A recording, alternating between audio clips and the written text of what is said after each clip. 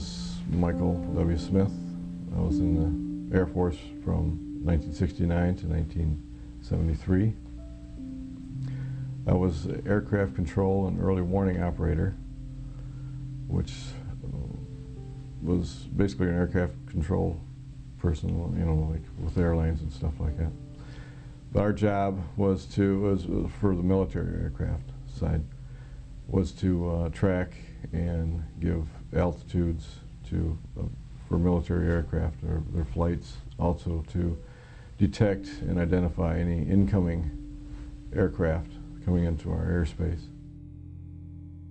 In spring of 1970, while I was stationed in Klamath Falls, Oregon, I came up to the radar site on the evening shift, and where there's normally 2 or 3 people in the radar room, there was quite a few, from the cooks to maintenance, all kinds of people. And I asked what was going on, and they said that they was watching a UFO, and I immediately was stunned and asked if the Pentagon was notified. Somebody called the president, and they said no, they don't do that. And I said, well, we should call the news media, or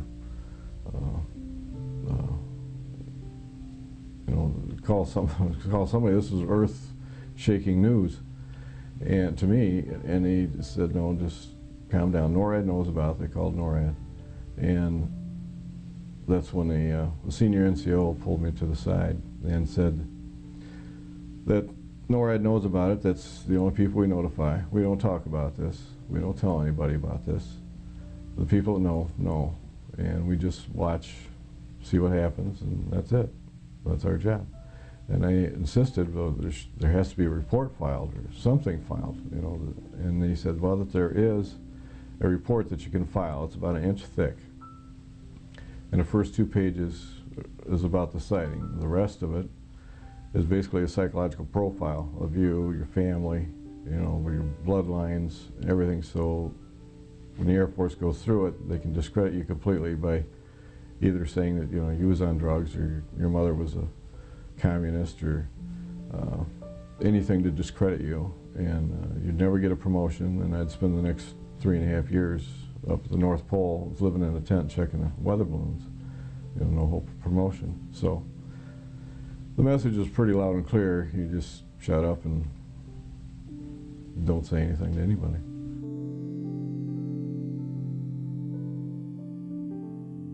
It was stationary, wasn't moving at all, and it would slowly lower itself down. It would until it got behind a mountain, so that you lost radar contact. It would stay down for about 15 minutes, and the next thing you knew, it was right back up there. It was up, you know, 80, 90,000 feet.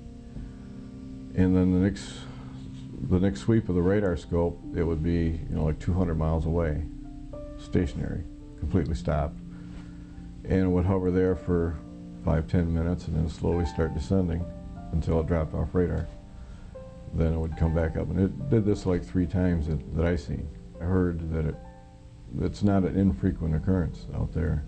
They have them quite often, but I seen it actually twice. The object that we seen, it was stationary, and then the next sweep of the scope, which the radar has 6 sweeps a minute, 6 sweeps a minute, would, you know, one sweep it would be here, the next sweep it would be 200 miles away, completely stopped. And there's no aircraft that can accelerate and decelerate that fast without having the pilot's face through the windshield. You know, I mean, it's impossible for gravity to operate that way. So it was obviously something we didn't have. We never scrambled interceptors on them, so it's obviously something the Russians never had. It was a UFO. That's the only explanation there was for it. Sorry. And the fact that, you know, NORAD, that we called NORAD, they knew about it, or they would call us to tell us. NORAD knew about it, and like I said, they just handle it like it's just UFO. Just, you know, just watch it and see what happens, but don't take any actions. Don't tell anybody. Don't write it down. Don't, you know, disclose it. NORAD is North American Air Defense Command. They're in charge of all the airspace of the United States of North America. And it's their job to identify any incoming aircraft, any threats, any Russian planes or any aircraft at all. And so the first thing they do is that any blip that comes in that they don't know what it is, they check it with the flight plans of airlines or private carriers or whatever, and so everything is identified. So when something like this just pops up on the scope with no flight plan and doing erratic behaviors, it's their job to identify it. They have a tie-in with all the radar stations in North America. It all goes to Cheyenne Mountain, and so they have like a big screen, and they can see any area of the country at any time, and so that's how they know. Like, for instance, this other experience was on third shift. I was on the radar, and NORAD called me and informed me that there was a UFO coming up the California coast, and it'd be in my area pretty soon. So I said, "What do you want me to do?" And they said, "Nothing. Just watch it. Don't write it down, because we have a logbook that we're supposed to keep track of anything out of the ordinary, as far as maintenance and things like that. All of it's in a logbook." And they said, "Don't log it or anything. Just watch it. We're just letting you know. Heads up." So NORAD was well aware, obviously, that they were around, and the action of the people when I first experienced seeing the radar with the UFO on it, the action of the people there was like, it doesn't happen every day, but it happens quite often, and that was my impression. And because of the way just everybody was, "Oh, it's just a UFO." It was just so calm, and I'm all frantic and stuff, but apparently the first time you see a UFO on radar, you realize, well, the government knows about this. Why aren't they telling the press? Why aren't, I don't know. The radar, they would be on radar because it's very mountainous out there, until it got to a point where the radar, where it went behind a mountain, then obviously it would disappear off the radar. And I don't know if it actually landed or not, but it was off the radar for a good 15-20 minutes before all of a sudden, boom, it's back up here 90,000 feet instantly. It was explained that, yes, they're UFOs, yes, we know them, yes, NORAD knows about them, but that's it. This is a secret. They're not supposed to talk about it. Don't tell anybody about it. Don't make any reports. Don't write it down. Just shut up and you'll get your next stripe, and you can be promoted, and we'll go on from there. My second encounter was while I was stationed in Sault Ste. Marie, Michigan. It was in 1972. I believe it was in the fall of 1972. I was working alone that night. By then I was promoted to a sergeant. I was working alone that night when I got a phone call from the switchboard operator. He said he had the state police on the phone and wanted to talk to me. And I'm thinking, I had a parking ticket overdue or something, but he was real frantic when he got on the phone and said that there's 3 UFOs over the north tower of the Mackinac Bridge. The Mackinac Bridge connects the upper peninsula and the lower peninsula of Michigan. So I immediately, turned on the radar, and but my immediate response was, "There's nothing on radar," and I hung up the phone. That's just something that's programmed into you. That's what you're supposed to say. There's nothing on radar, even if you see something. The north tower seemed to be a little bit bigger, and then I realized that they were the UFOs, and one took off, left the other 2, and circled Mackinac Island, and came back to the other 3. Then all 3 started following Interstate 75 north from St. Ignace. In the meantime, I got calls from the sheriff department. They were frantic, saying, "We're chasing these UFOs up the highway," and my response was, "There's nothing on radar." Several people called, several civilians. I believe there was a newspaper person called. And in the meantime, I called NORAD and told them, and they looked it up, and they said, "Oh, it's coming up. They're going up I-75." I said, "Yes, at about 70, 80 miles an hour."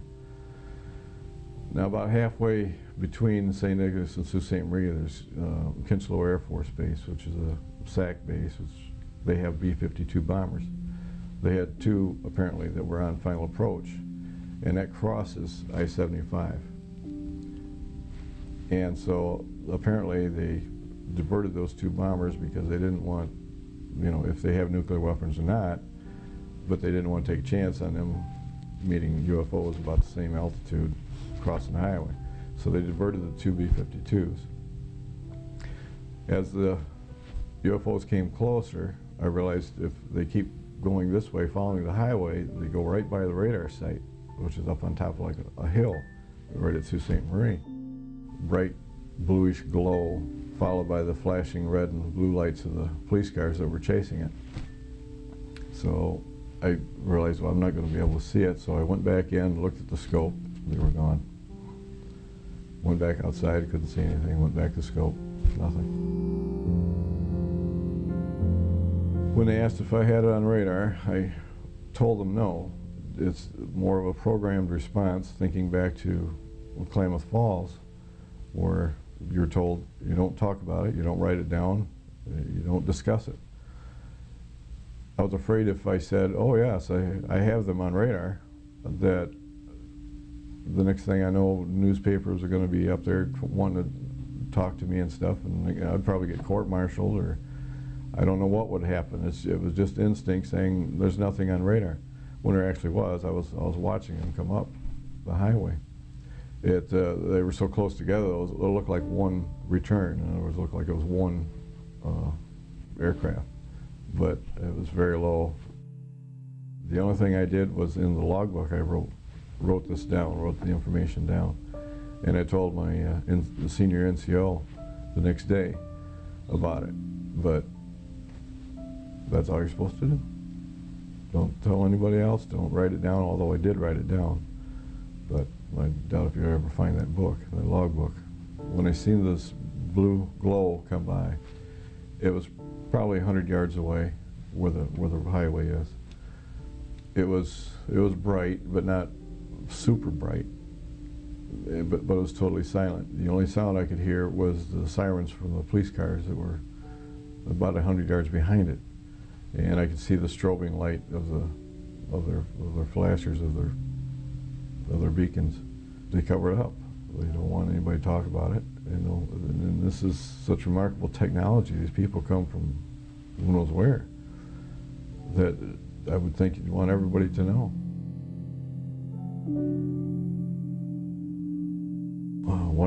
On a personal note, after this happened in Oregon, and I came home on leave and told my dad about it. He was red, white, and blue through and through, World War II hero and all this, and very patriotic. And I was explaining to him about these UFOs that we've routinely seen out there.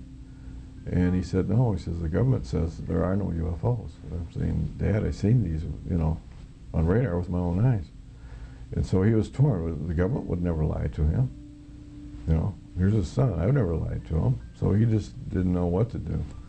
And it wasn't until years later, till after Watergate, that he said, hey, sit down and tell me about this. The government's lying to me, about a little thing like that.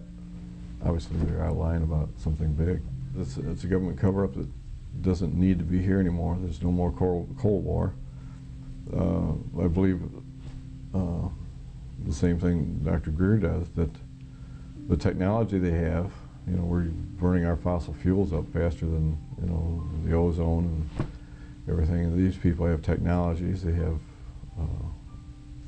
it's hard, what do they have? They must have something. And the government knows about it. They have these, if they have these aliens, they have these spacecraft, they have this technology, all this. There's a lot of back-engineered technology that's pretty obvious. What else have they got? Who are they to cover this up? When other governments are coming forward and admitting and showing their files, why isn't our government? While I was in the Air Force, there was a number of people that had witnessed UFOs on radar also. A number of pilots I've talked to had chased them or come close to them, or fly in formation with them. when he come down to land, a friend of mine was in a tower, and there was a flight of 3 coming in of interceptors. And he said, no, there's 4 of you. And the captain's going, no, there's 3 of us. And he said, well, look around. Sure enough, there was a UFO flying in formation with them. When Dr. Greer brought us down to Washington, D.C. for the briefing, I was very nervous.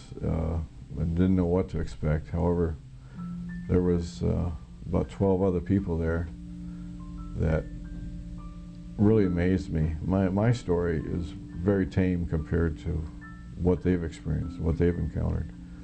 And it was a real eye-opener, how deep the secrecy goes, how deep the cover-up is. Everyone from astronauts to, you know, senators and stuff that know that there's something going on.